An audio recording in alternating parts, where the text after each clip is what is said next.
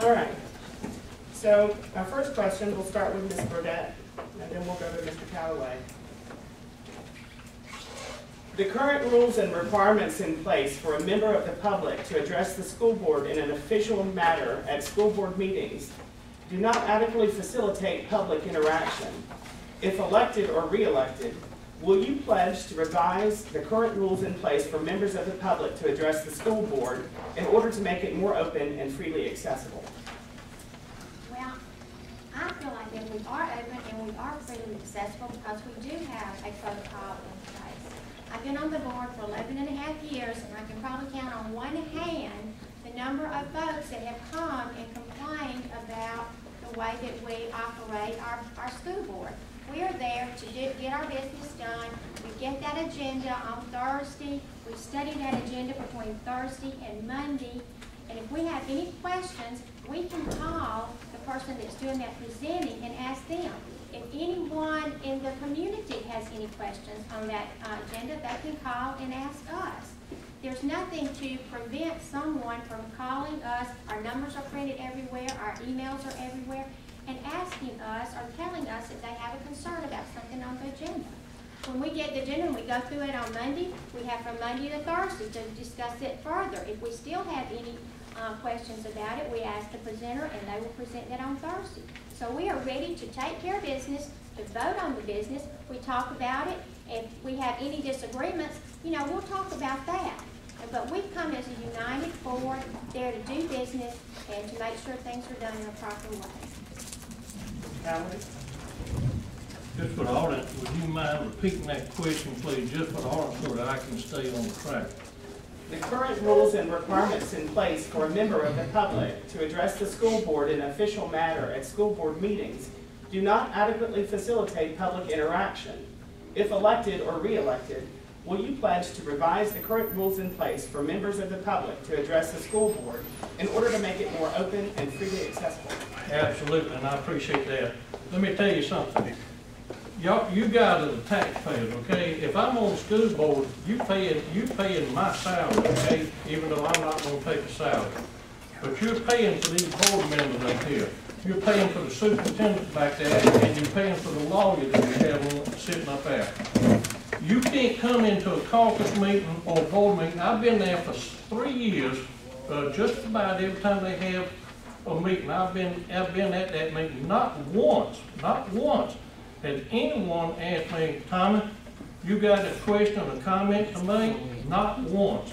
This man right here, Mr. Daniel, had filled out the paperwork 3 separate times to address the school board, 3 times by their procedure, and had been flatly denied 3 times with no reason for the denial. Ladies and gentlemen, that is atrocious.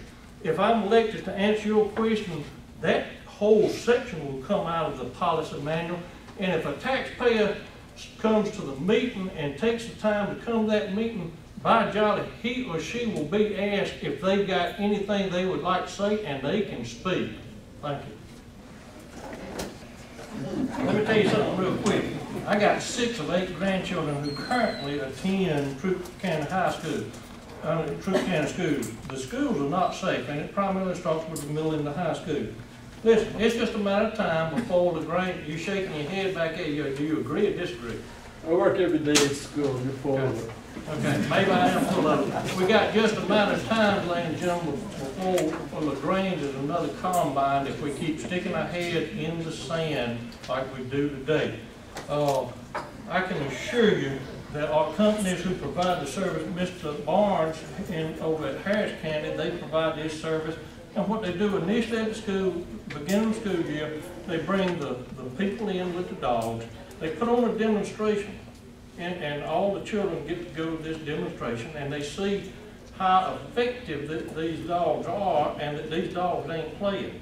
And then you randomly, and by randomly, maybe once, twice, 3 times a year, you bring those dogs in unannounced, and those kids get a thorough check, and if it's in the high school, you search the parking lots as well. It works at other schools. By sticking our heads in the sand, ladies and gentlemen, it's just a matter of time before one of your children or one of your kids are seriously injured. Next question. Mr. Callaway, and B. Callaway and Burdette. Mr. Callaway, do you think it is a good idea to have a diverse school board? Quick answer, yes. Why not? Everything else is diverse, okay? Let me caution the folks on one other thing, and I'm gonna jump around a little bit if you don't mind. If you go to Mr. Darden's Facebook page, just take with a grain of salt what he posted on there, because it is not necessarily factual information. Diverse school board, absolutely. We've got a diverse school board, if I'm not mistaken. As long as people can remember what district they live in, I have no problem with them serving on the board. Thank you. Mr. Jordan, would you like 1 minute rebuttal? Oh, yeah. You know, everything that I put on my post can be proven through open records. I got the numbers of a particular, I didn't say which high school because I didn't compare all three. And I put the numbers up there of what the report says. Now, his standard is the fact that the report is wrong in that you have such a large category called other that you can put in, and that everybody's cheating and lying. All our principals are cheaters and liars is basically what he says. And so the report that we fill out is the one required by the state of Georgia. The state of Georgia has the category other because they didn't want to list 99 different areas or things that kids get involved with, from chewing gum to dress codes to cell phone violations to other things of that nature. And so they created a category of other. And that's where we report that. You know, we can create a 5-page category thing and list them, count them 1, 2, this or that or whatever. But that's the way it works out in being. And everything I say on my Facebook page, we can do open record. The meal arrangement at Hope Academy is not the same as the other schools in the county. My concern is that of nutritional content. Hope Academy students receive sack lunches and not hot meals. What are your thoughts, and what would you do, or would you consider changing the meal system for Hope Academy? Well, I've had lunch at Hope Academy, and I've had a hot meal before, so I don't know where that information is coming from. And we are under the USDA guidelines, so all our schools have to abide by those guidelines, and they offer the meals that the schools are offering. They're not prepared at Hope Academy because we don't have the lunchroom facility, so I think they're prepared at the Grange High School and then brought over there. But I remember when we had lunch there that I had a hot meal. Mr. Keller? Thank goodness I have not had to go to Hope Academy, but it's my understanding that the meals at Hope Academy are provided by LaGrange High School. Correct me if I'm wrong on that, but it's my understanding. And they may be,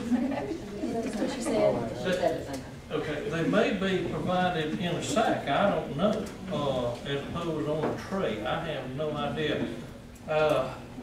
I do know by speaking about Hope Academy or somebody, they were telling me, they mentioned that LaGrange High provided the meals. But I'm going to tell you something. With the meals coming from Sodexo, it don't matter whether they're hot or cold, they ain't real good these days. I can tell you that.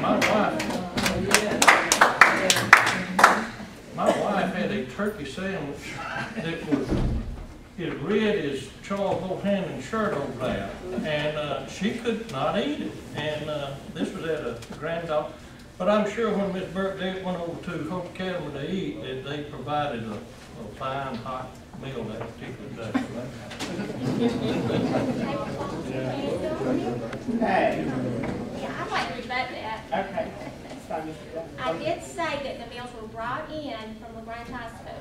I did say because we don't have the lunchroom facilities there, so in a way that saves us money by having them prepared in another school and bring them over in the proximity to LaGrange High School and Hope Academy. It's close enough that we can get those meals there on a timely basis. Whenever we visit schools, we eat the same meals that all the children are eating at our choices. And as I said, You know, they may not be the meals that we had when we were in high school. I wish I could tell you all that we're going to make those, we can have fried chicken in those cafeterias every day that those children want. But we can't even have fried chicken one day in those schools anymore because we are under the USDA guidelines. They provide us with the funds, they provide us with the food, and the food cannot have added salt, added sugar, added fat. And of course it's not going to taste like you're used to eating at home because you add the added salt, sugar, and fat. Okay. Next question will be for Mr. Callaway, then Ms. Burdette, in this order. Describe your top 3 objectives if you are elected to the school board or re-elected. Well, if I'm elected, and I hope I am, my top 3 objectives, just like I said, safety, discipline in the classroom, and get away from mediocre academic performance and strive for excellence in our school system. And that's a quick answer and pretty much sums it up. May I use the rest of my time for something else? Good. This flyer went out the other day. I got a call on it. It's a flyer talking about Mr. Harold Daniel.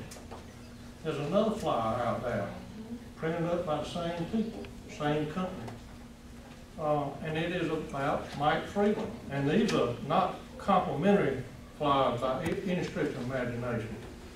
But I have tried to Google, I have tried to look it up on Facebook, I have gone to the Georgia State Ethics Committee, and whoever these folks are, does anybody want to take credit for sending this out?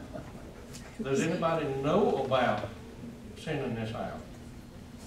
That sounds like illegal campaign. It is. It is, sir. It says Citizens for the Future of Troup County, and you cannot find them anywhere, not in the state of Georgia or whatever. So, ladies and gentlemen, these flyers going out are illegal. I've been waiting for one to come out on me.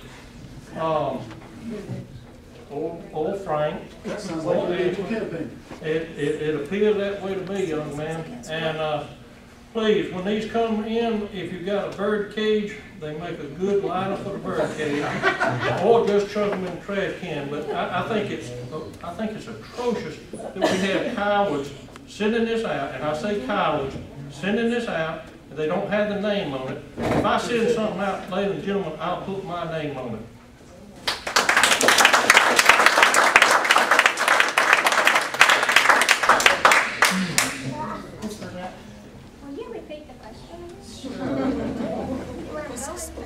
Describe your top 3 objectives if you are elected to the school board. The objectives are basically what they have been: continuous school improvement, continuous academic achievement with our students, and to get the community more involved in the education of all of our students, beginning at birth. That we need to get a campaign, and the school system does not have the money for it, but we need to get a campaign of how important education is beginning when that baby's born.